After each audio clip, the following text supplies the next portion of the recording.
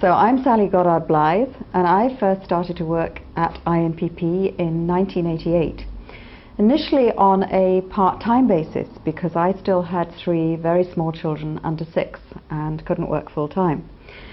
And at that time, Peter Blythe, who started INPP, and his colleague David McGlowan had done a tremendous amount of work in developing the protocols for assessment, in devising the specific exercises as reflex inhibition and stimulation and integration exercises, and in writing up the clinical part of the work that they had developed.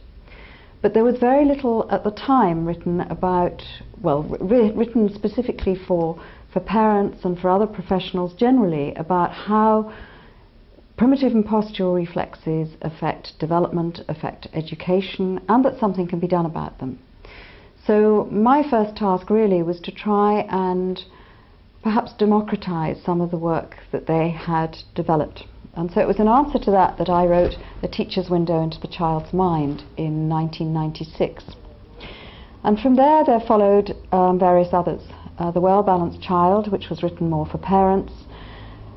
The academic textbook, Attention, Balance and Coordination, which was really an attempt to try and take this work into academia with a view to it becoming available to other professionals as a tool in their toolbox which they can use with specific training. And then subsequently a book called What Babies and Children Really Need, and my latest one, The Genius of Natural Childhood, which are probably my passion because I feel very strongly that modern technological society and societies driven by economics are risking eroding the natural childhood that is so important for children's biological development. In continental Europe, I'm helped tremendously by a number of people who've trained with INPP in the past, have worked very successfully with it, and then applied to INPP in Chester to be allowed to provide the training in their own country in their own language. So we have set up a number of principles of INPP in different countries where they are doing just this. They are delivering the INPP training in the local language as if they were INPP Chester delivering it here. So that has spread the word quite extensively, particularly in Germany, where several thousand professionals have been trained over the last 16 years or so. It's also in the Netherlands, in Italy, in Finland, in Poland. It's starting in the USA in 2000 and later this year, 2011, and in New Zealand and South Africa and other countries around the world, including Mexico, which has just come to mind. Well, that was an invitation by a group called the International Alliance for Childhood, who do some wonderful work throughout the world, but one of their particular areas at the moment is looking at child well-being throughout the world. So I was invited to go and give a presentation to a working group at the European Parliament at the invitation of the International Alliance for Childhood.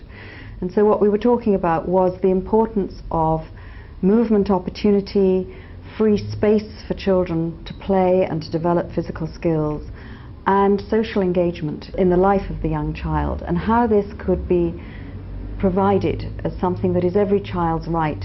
And the aim was to perhaps put a motion to the European Parliament at some time in the future that it is the fundamental right of a child to have the space and the opportunity to develop the physical skills that are necessary to support all aspects of learning and of living for the remainder of life.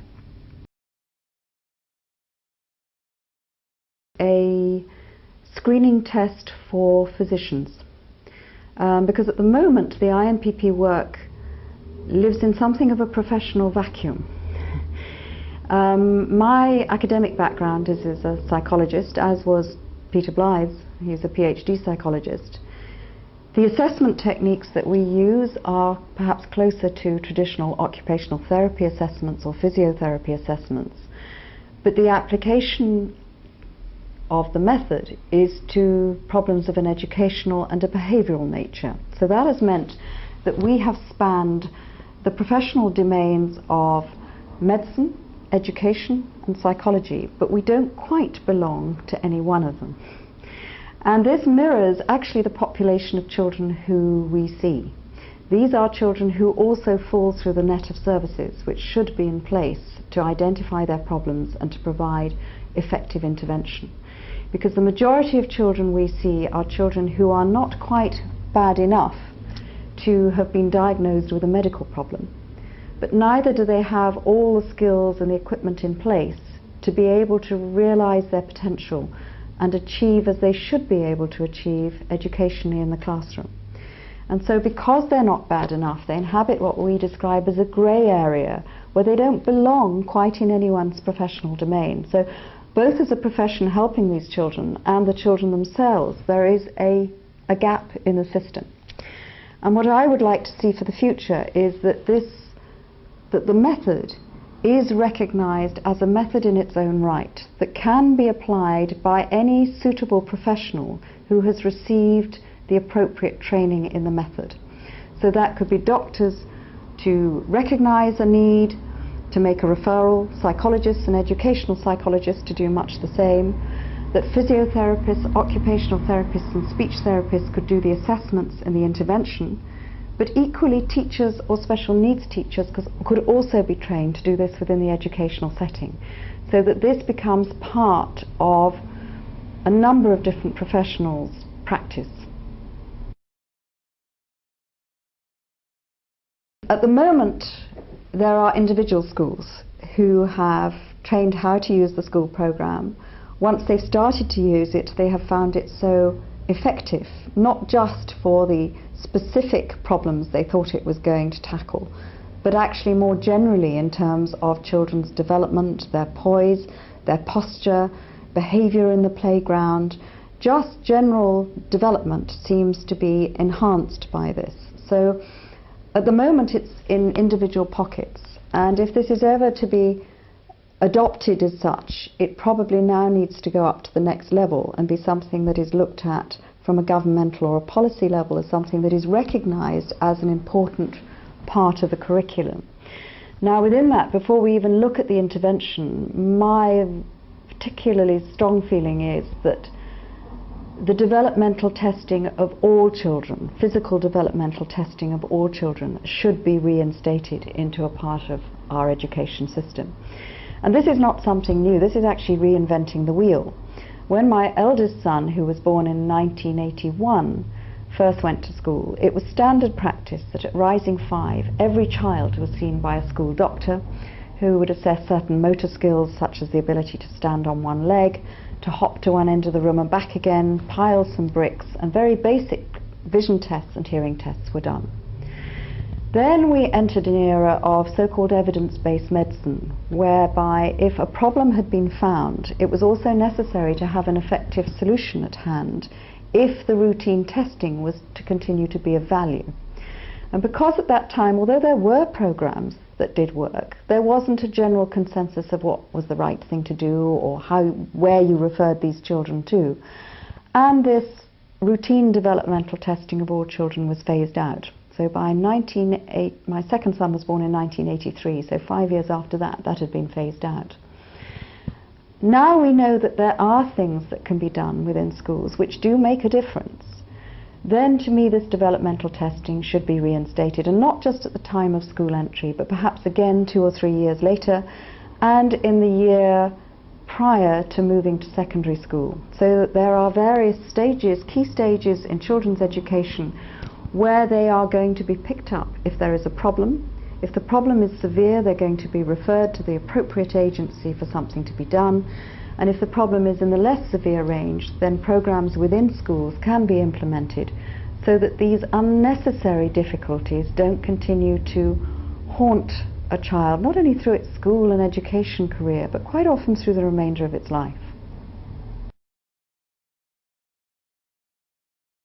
At the moment, there is no formal external accreditation, and this is something we have looked at on a number of occasions. And one of the difficulties that we come up with every time is that there is no department or faculty that actually has the skills and the knowledge in place to be able to supervise any postgraduate work. And therefore we need an academic department that is willing, I think, to set this up in conjunction with INPP, to be able to get those standards and to get the curriculum in place, and then to be able to pass it on so that it can go beyond INPP into education generally. Well, there has been a shift probably every 10 years in the 30 to 40 years that this work has been going, as there has in many other diagnostic categories. What often happens is you start off with a label which seems to describe a syndrome pretty well, and then given a few years and that label starts to be used too widely and no longer becomes meaningful for the thing that it was originally designed to describe. So way back in the late 1960s and early 1970s, when Peter Blythe and David McGlowan first started to develop the method, it tended to come under the label of minimal brain dysfunction. But there were something like 99 different symptoms for minimal brain dysfunction, which meant that at one time or another, probably any one of us could have actually fitted into this diagnostic category. And many parents, when they were told that their child had minimal brain dysfunction, didn't hear dysfunction, they heard damage. And there is a big difference. You can have minimal brain dysfunction without there being damage and with there being damage. And so David and Peter moved over to a term called organic brain dysfunction, which they felt described an organic dysfunction that had its origins in brain functioning but wasn't necessarily brain damage. But once again, within 10 years, this term was no longer doing what it was supposed to do. So in the late 80s, early 90s, they tended to move over to neurodevelopmental delay. But neurodevelopmental delay is also quite a general term. It can describe more than just neuromotor immaturity. There can be auditory processing problems within neurodevelopmental delay. There can be visual processing problems. There can be behavioral problems. And there can be global neurodevelopmental delay, which describes profound difficulties, or profound dysfunction. So there was a term that has been used and has come full circle again, neuromotor immaturity, which describes the retention of primitive reflexes beyond the time when they should have been inhibited by higher centers in the brain, and absence or underdevelopment of postural reflexes, with those reflexes acting as markers or signposts of maturity in the functioning of the central nervous system. So when we're looking at a cluster of abnormal primitive and postural reflexes, we are looking at markers of neuromotor with abnormal reflexes and problems with balance, coordination and the related oculomotor functions.